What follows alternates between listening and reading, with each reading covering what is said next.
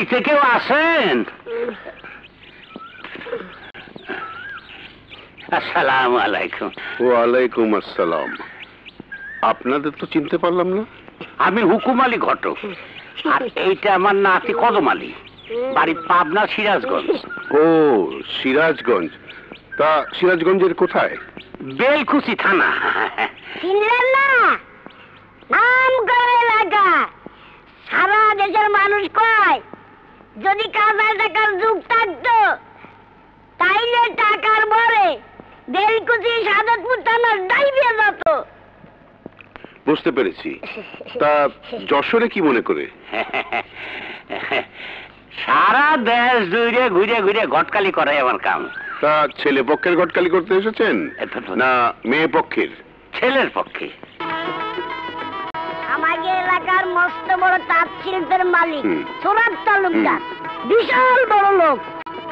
তার একমাত্র ছেলে সবুর তালুকদার, বিটাই ব্যাপার। দেখতে শুনতেও মাশাআল্লাহ একেবারে রাজপুত্রের মতো। তার লাইগাতে এই পর্যন্ত 26টা মেয়ে দেখছি, ফটো জোগাড় করছি। আরো মাইয়া খুঁজতেছি, ভালো মাইয়া থাকলে দেখাইতে পারে। তার আগে একটু পানি খাওয়ানোর ব্যবস্থা করলে জানতে শান্তি। শুধু পানি কেন, চা নাস্তারও ব্যবস্থা করছি। এমন ছেলের হাতে যদি আমার একমাত্র আদরের মেয়েটাকে তুলে দিতে পারতাম। বিস্কুটটাও খিদের সময় পড়ে যাচ্ছে।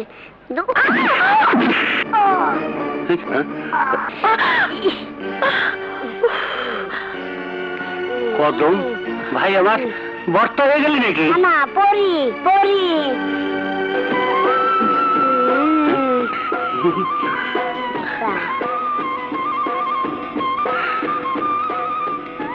ঘটক সাহেব, ও আমার মেয়ে, নাম জমেলা সুন্দরী। মাশাআল্লাহ, আলহামদুলিল্লাহ। মায়ে তো নয় যেন বেহেশতে হুর।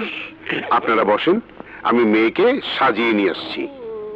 না না, সাজানো লাগবে না, এমনিতে দেখে আমি পাগল হয়ে গেছি।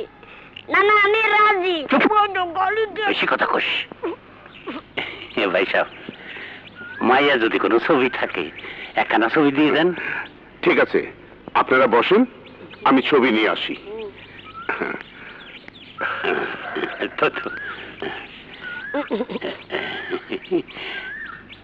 মামা, এবার 27, লাকি নাম্বার 27। 27? কি কর? তুমি তো মূর্খ, ইংরেজি বোঝো না। আগের 26টা আছে, এইবার পরিছবি দিয়ে 27টা হলো। এরই পাই 27। তোর কাছে আমার ইংরেজি ফিংরেজি শিখতে হবে না।